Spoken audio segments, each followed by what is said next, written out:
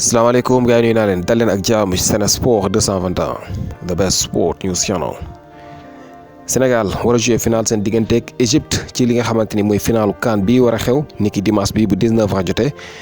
Sénégal nag amal nañu li nga xamante ne mooy seen ak tàggatu niki démb ci àjjuma ji mu nekkoon tàggatu boo xam ne équipe bi yëpp teewoon nañu amul kenn koo xam ne manqué na ndax amal nañu li nga xamante ni mooy test yooyu ñu tuddee PCR nga xam ne ci la ñuy seggee ñi nga xam ne jàngoro ji daf leen laal. waaye nag li nga xamante ne moo tukkee ci test yooyu la mooy amul kenn koo xamante ni dégg nga am nga feebar bi la di Covid voilà 0 cas kon la ñu amee ci li nga xamante ne mooy test yooyu loolu nag xibaar bu neex la. Sénégal war a jouer contre Égypte kon ni leen ko waxee ci dimanche ji waaye tey jii ci samedi ji la ñuy jouer final bu ndaw bi war a dox diggante Cameroun ak ñi di waa Burkina Faso muy 3e place bi nga xam ne moom la ñuy xëccoo moom itam tey ji la doon ci samedi ji bu 19h jotee. ki nga xamante ni nag mooy njiitu réew mi kayiti xibaar yi fesal nañu ne moom sax dina dem foofu la ca Égypte dal di teewee li nga xamante ni mooy final bi foofu la ca Cameroun kon loolu nag nekk na loo xam ne xëy na lu am solo lay doon day dem dooleel ñi nga xamante ni ñoo di gaynde moom président de la république monsieur Macky Sall. ki nga xamante ni nag mooy arbitre bi war a arbitrer jongante yooyu la mooy kii di Victor Gomes mooy sud africain bi nga xamante ni xàmme ngeen ko bu baax a baax ci li nga xamante ni dégg nga mooy CAN bi voilà moom mii mooy ki nga xamante ni moo war a arbitrer jongante googu war a dox diggante Sénégal ak Égypte comme ni ñu leen ko waxee woon rek Égypte amul équipe boo xam ne war na mën a sonnal Sénégal seeni pexe dong moo leen indi fii ci final bi te it jamono yi dañoo sonn ndax seen ñetti match yu mujjee yooyu yëpp huitième de finale quart de finale demi-finale yëpp 120 minutes la ñu joué bu ngeen xoolee contre Cameroun sax ñoom desewuñu woon doole ji ñuy dawee ci terrain bi dañu fa nekkoon rek di gérer li nga xamante ne mooy match bi moo tax Sénégal bu fekkente ne def na moom itam ay pexe dégg nga war na mën a gagné match boobu ci kanamu Égypte gi nga xamante ne jamono yi coono dëgg moo leen jàpp tey ñaari fan képp la ñu amoon ngir noppalu avant ñuy àgg ci li nga xamante ne mooy final bi de. ki nga xamante ni nag mooy Nampalys Mendy moom kayiti xibaar yi dañoo fesal ne moom dañu ko dégg nga maam inscrire ci équipe bu Leicester City bi xam nga moom dañu ko beroon bokkul woon sax ci groupe bi ci première partie saison bi voilà moom inscrire wuñ ko woon ci li nga xamante ne mooy squad bi looloo taxoon sax joué wuloon benn match ci English Premier League bi benn match bi mu football ak ci lii la woon ci coupe waaye ci championnat moom joué wul woon benn match. léegi nag gis nañu ne dal dinañu koy inscrire léegi bokk na ci groupe bi mën na jouer match yëpp moo xam championnat la wala coupe wala lu mu mënti doon voilà moom kii di Nampalys Mendy lii nag li ko waral amaan na muy liggéey bu am solo boo xam ne mu ngi ko doon def rawatina tam li nga xamante ne mooy CAN bi nga xamante ne ràññee nañu ko ci lool ak performance yi nga xam ne mu ngi koy wane xëy na lii bokk na si li gën a tax ñu dal koy inscrire ñoom waa Leicester City. li nga xamante ni nag mooy finalu Copa del Rey wala demi-finale Coupe du Roi foofu la ci Espagne dal dinañu koy tirage mu ne benn affiche bi nag nekk lu am solo Rayo Vallecano contre Real Betis lay doon Rayo Vallecano bu kii di Pathé Ciss voilà dina jouer contre ki nga xamante ni mooy Real Betis bu Youssouf Sabaly Rayo Vallecano xam nga sax fan yi ñoo signé ki nga xamante ni mooy Mamadou Sylla attaquant sénégalais mu jógee Deportivo Alaves dañu leen ko abal kon Rayo Vallecano jamono yi ñaari sénégalais ñoo fa nekk mooy Pathé Ciss ak kii di Mamadou Sylla ñooy jouer contre Real Betis bu kii di Youssouf Sabaly beneen demi-finale bi nag war a dox diggante Athletic Club Bilbao bi nga xam ne moo éliminé Real Madrid seen diggante ak Valence lay doon loolu mooy li nga xamante ni mooy demi-finalu Coupe du Roi foofu la ca Espagne. li nga xamante ni nag mooy match yi nga xam ne moom lañ gën a ràññee ci weekend bi ay match yu neex am na xam nga semaine bële passé moom am na ñoo xamante ni wéetoon nañu lool ndax match yi bari lañ doon noppalu ci championnat yi nga xam ne ñoo gën a mag foofu la ca Europe waaye nag weekend bi moom dina neex loolu gannaaw final bi war a dox diggante Sénégal ak Égypte bi nga xamante ni moom ci dégg nga maam ci dimanche ji lay doon waaye ñu gis ne tam Barcelone dina jouer contre Atlético de Madrid boobu match bu rëy la Inter de Milan war jouer contre AC Milan foofu itam dina neex lool Bayern Munich dina jouer contre Red Bull Leipzig ci Allemagne Dortmund dina jouer contre Bayer Leverkusen Lille dina jouer contre Paris Saint-Germain lii mooy match yi nga xamante ni mooy match yi gën a am solo ci weekend bi la.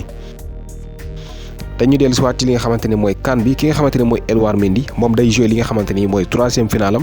ci li nga xamante ni mooy matul sax benn at ñeenti final dina ko jouer ndax kat ñoom Chelsea dañoo qualifié ci li nga xamante ni mooy finalu li nga xam ne Ligue Cup muy Coupe de la Ligue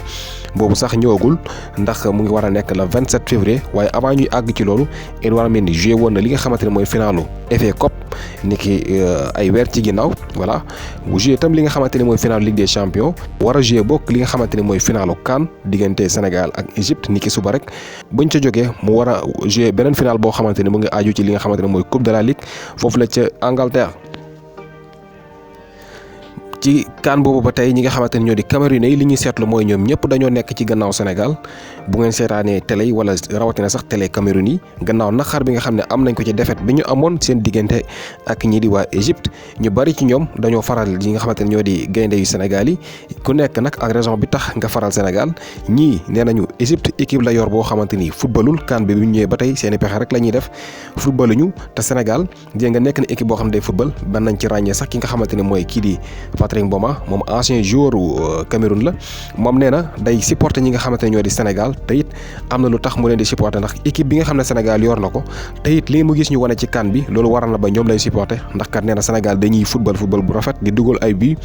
voilà te it ki nga xamante ne mooy Sadio Mané jaloore yi nga xam ne mu ngi koy wane bi CAN bi tàmbalee ak léegi loolu yëpp ak bii yi nga xam ne marqué na ko dafa nekk koo xamante ni jamono yi bu dee Sénégal gagné na CAN bile amaan na moom mooy nekk dégg nga meilleur joueur du tournoi ci loolu nag mu ngi koy am bu dee Sénégal moo gagné CAN bi waaw kon na Sadio Mané bi CAN bi tàmbali ba léegi mu ngi defi effort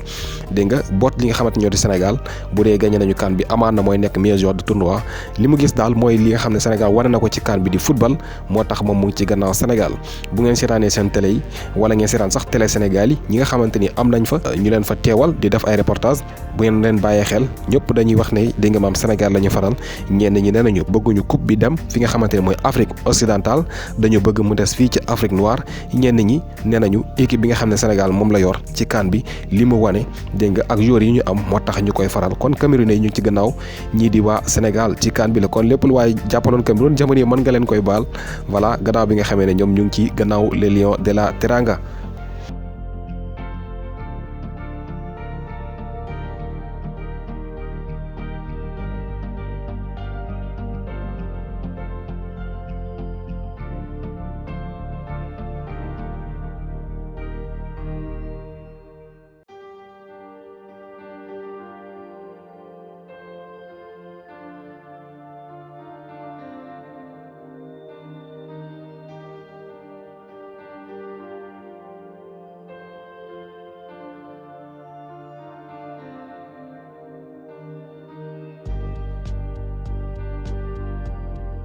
Sen Sport 221, the best sport news channel.